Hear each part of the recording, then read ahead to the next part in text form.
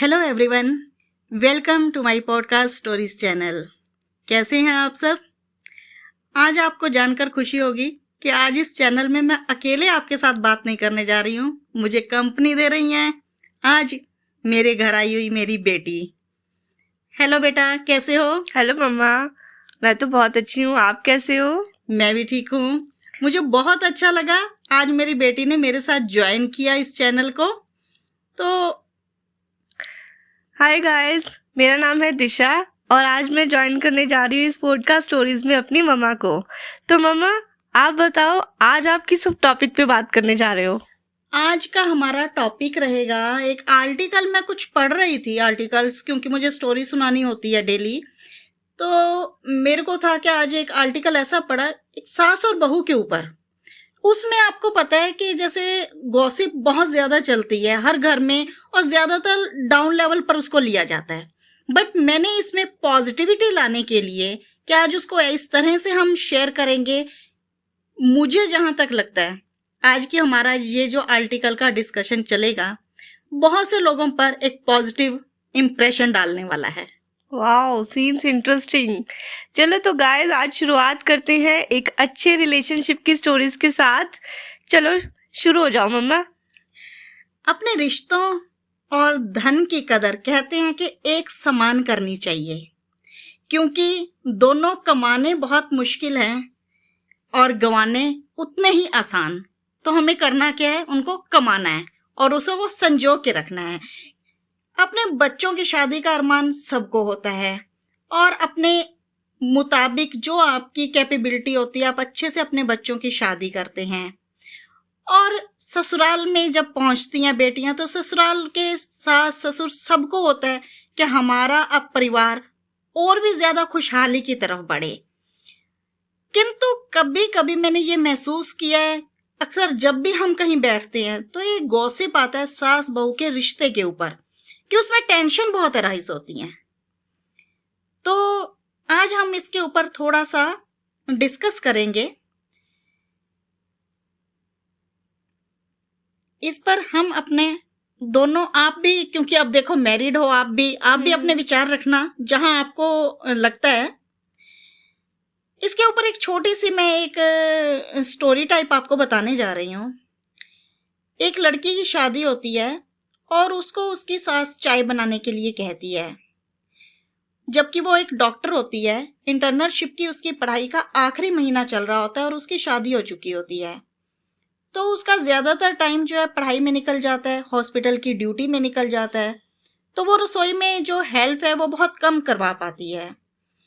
एक दिन उसने मम्मी के कहने पर रसोई में काम करना शुरू किया और उसने चाय बनानी शुरू की।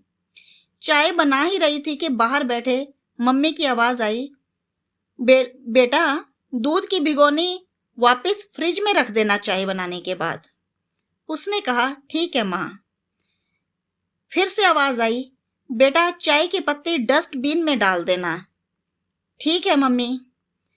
फिर आवाज आई कि अदरक कीस लेने के बाद उसको धोना मत भूलना वरना वो सूख जाएगी। और वो इसी तरह हाँ में हाँ मिलाती हुई उनके कहे अनुसार बात सुनती रही, करती रही और चाय बनाती रही। चाय देने के बाद उन्होंने थोड़ी देर में फिर से कहा, बेटा दोपहर में भिंडी बनेगी। भिंडी हमारे यहाँ गोल बनती है, काट कर नहीं बनती, ऐसे बनती है। तो जब उन्होंने इतने निर्देश दिए तो उसने चुपचाप उन निर्देशों को सुना और उस तरह से उनके साथ किचन बनाती रही।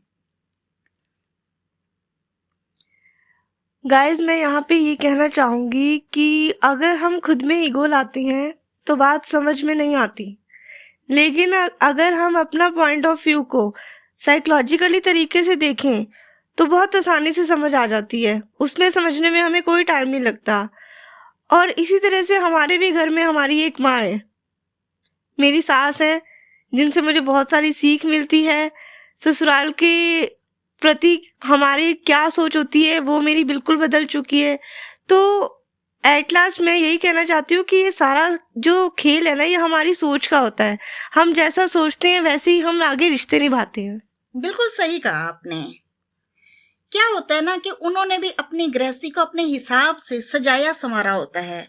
उनके घर की अपनी कुछ परंपराएं होती हैं, उनके रीति रिवाज अलग होते हैं, उनके अपने तरीके होते हैं, तो वो भी तुम्हें बताएंगी, सिखाएंगी, अपनी पारंपरिक, पारिवारिक, एक सामाजिक जो निजी धरोहर होती है वो तुम्हें इसी तरह से ही सौंपेगी।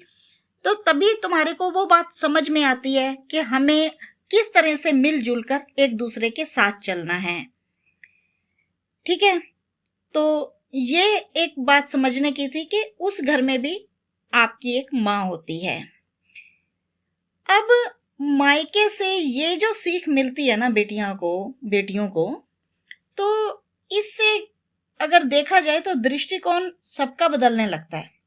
किंतु अगर इसको हम एक मनोविज्ञान के अनुसार समझें तो ये सारा का सारा खेल हमारी सोच का है। बिल्कुल। जहां एक माँ ये सिखाती है कि आपको ससुराल जाने पर एक मेरी ही तरह सास के रूप में माँ मिलेगी, तो वहां सास और बहू के रिश्ते में माँ बेटी वाले रिश्ते जैसी बात आ ही जाती है। अगर हम इसको समझेंगे तो इस रिश्ते में मिठास घोलने से कोई रोक ही नहीं सकता। माँ ठीक है कि वो आपको, उसके साथ एक आपका अलग ही रिश्ता होता है कि उसने आपको जन्म दिया, बचपन में उसने आपको पाला पोसा, है ना। उसके साथ ये जो सास के साथ आपका खाता खुलता है ना, ये वो लाखों के बैंक बैलेंस वाला खाता नहीं होता, वो हमारी भावनात्मक पूंजी का खाता होता है।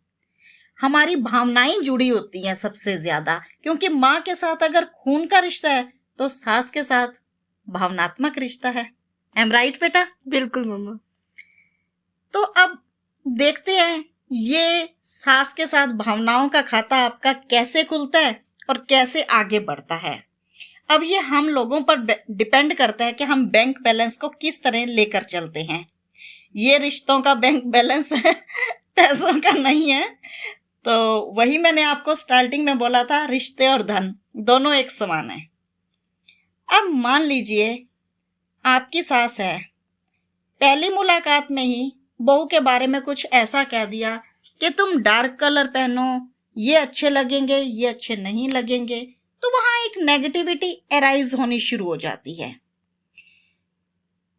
तो जो रिश्ता बनता है वो होता तो जीरो बैलेंस पर है, लेकिन अगर आपने अपने विचारों को नहीं मिलाया तो वहीं पर ही डगमगाना शुरू हो जाता है।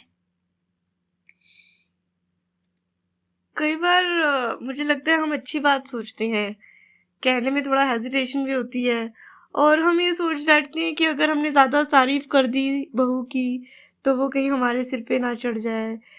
बिल्कुल बिल्कुल। बट मुझे लगता है कि ऐसा बिल्कुल भी नहीं है। सर पे नहीं होता, लेकिन खुलकर एक दूसरे को अपना पॉइंट ऑफ व्यू ज़रूर बताना चाहिए, ज़रूर शेयर करना चाहिए। तभी हम एक दूसरे को अकॉर्डिंगली मैनेज कर सकते हैं, और तभी मुझे लगता है हम एक दूसरे के दिल में भी अच्छे से उतर सकते हैं। बिल्कुल बिल्कुल, यही बात है। ढेर सारी खुशियां, हंसी, खिलखिलाहट, अगर ये सब से घर भर गया तो अब बहू के मन में और सास के मन में ढेरों भावनाएं जमा हो जाएंगी, और वो क्या कौन सी होंगी? पॉजिटिव होंगी। और उससे जो रिश्तों का बैंक बैलेंस है वो इतना अच्छा मैनेज होगा कि रिश्ता मैच्योरिटी पर आने लगता है। ठीक है, आपके मन में जो भी बात है आप साफ साफ कहने लगते हैं, कड़वाहट वहां से बिल्कुल खत्म हो जाती है, क्योंकि ये जिम्मेदारी घर की दोनों के लिए इक्वल हो जाती है। और वहां पर सामाजिक स्तर पर अगर सास बहू के रिश्ते को देखें तो एक दूसरे के जीवन में जितना गहरापन आएगा ये सारा आपकी सोच पर डिपेंड करता है। क्योंकि हिस्ट्री भी, हम अगर हिस्ट्री में झांक कर देखते हैं तो सास बहू का रिश्ता हमेशा से कड़वा नहीं रहा है। कहते हैं झांसी के 11वीं सदी के एक राजा थे महिपाल, उनके शासनकाल में एक मंदिर बनाया गया था, और राजा की जो पत्नी थी वो भगवान विष्णु की भक्त थी। उनकी इच्छा के अनुसार राजा ने भव्य मंदिर भी विष्णु भगवान का इसीलिए बनवाया कि उनकी पत्नी की इच्छा थी। कुछ सालों बाद उनके बेटे की शादी हुई। अब बहू आई तो वो थी शिव भक्त। अब राजा रानी ने बहू की इस इच्छा का सम्मान रखते हुए उनके लिए विष्णु मंदिर के साथ ही एक शिव मंदिर भी बनवा दिया। हजारों साल पहले, ज्यादा पुराने जमाने में अगर दोनों मंदिर सास बहू के लिए बनवाए गए, वो आज मंदिर सास बहू के नाम से ही जाने जाते हैं। इसीलिए सीखने लायक तो बहुत कुछ मिलता है। अगर वो रानी चाहती तो वो ये बहू से कहती कि तुम शिव की पूजा ना करके विष्णु की पूजा करोगी, तो वहां पर सारी बातें गलत हो जाती।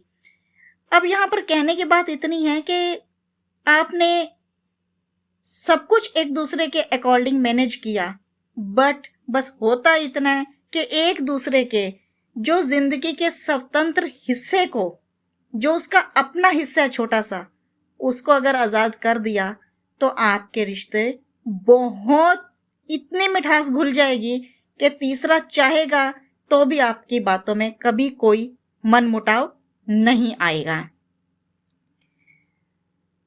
तो बात इतनी सी होती है कि जब एक बच्चा छोटा होता है तो माँ अपने हिसाब से उसको उसकी हर जरूरत पूरी करती है, क्योंकि वो डिपेंड होता है मदर पर।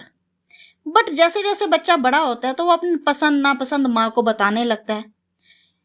अब यहाँ समझना होगा कि सिर्फ एक ममता ही बच्चे के साथ नहीं जुड़ी हुई होती, उसके साथ बहुत कुछ है। जैसे ही शादी होती है बेटे की, तो वहां पर ये खींचतान कि मेरा बेटा या वो कहे मेरा हस्बैंड, तो जब इन दो चीजों को हम दरकिनार करके मिलकर रिश्ते में लेकर आते हैं, इन सारी दखल अंदाजियां ऑटोमेटिकली खत्म हो जाती हैं।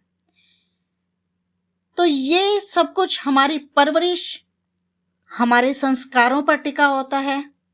और अपने जीवन की स्वतंत्रता को हम जब एक दूसरे के साथ आजादी के साथ सौंप देते हैं, तो वहां रिश्तों की मिठास बहुत अच्छे से घुल जाती है। इसी के साथ मुझे लगता है कि मैं तो यही कहना चाहूँगी कि घर की जो जिम्मेदारियाँ होती है उसे हमें मिलजुल कर एकदम खुशी के साथ एज ए टीम वर्क काम करना चाहिए, जिससे सब लोग बहुत ही खुश रहते हैं। तो मैं इतना ही कहना चाहूँगी कि मतभेद को मनभेद बिल्कुल भी ना बनने दे, आपस में खुशी खुशी से हर रिश्ते को निभाएं।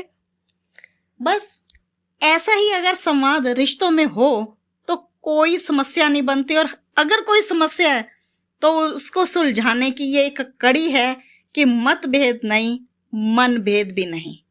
तो ये था हमारा आज का टॉपिक। इससे हम इतना ही सीख रहे हैं कि भावनात्मक जुड़ाव जो है वो सास बहू के बीच बहुत जरूरी है, उससे एक पॉजिटिविटी अराइज होती है। और इस मौके को प्लीज आप लोग अपने रिश्तों से कहीं मत जाने दें, ये आप पर ही डिपेंड करता है। जितनी चीनी घोलोगे उतनी मिठास बढ़ेगी, और ये मिठास आपके अपने हाथ में है। तो ये था हमारा आज का डिस्कशन, और इसी के साथ मैं एक बस बात पर अपनी ये आज की चर्चा खत्म करूंगी कि साथ रहने का हुनर ताले से सीखना चाहिए। वो टूट जाएगा लेकिन अपनी चाबी नहीं बदलेगा। तो अगर हम रिश्तों में भी यही ठान लें तो शायद वो रिश्ते कहीं भी खराब नहीं होते और आपके रिश्ते बहुत मधुर बने रहते हैं। इसी के साथ आपको अगर आज की हमारी ये कहानी, हमारी चर्चा पसंद आई हो तो लाइक और शेयर जरूर कर दीजिएगा, और हमें अपने कमेंट ज़रूर भेजिएगा ताकि हम आगे आप लोगों के लिए और अच्छी अच्छी स्टोरीज लेकर आ सके। और आपने अगर नए हैं, चैनल को सब्सक्राइब नहीं किया, तो प्लीज चैनल को सब्सक्राइब कर दीजिएगा और आइकन का बटन जरूर प्रेस कीजिएगा ताकि मेरी अगली स्टोरी की नोटिफिकेशन आप तक मिलती रहे। तब तक के लिए लेते हैं विदा, मिलेंगे फिर। तब तक के लिए goodbye. Goodbye everyone.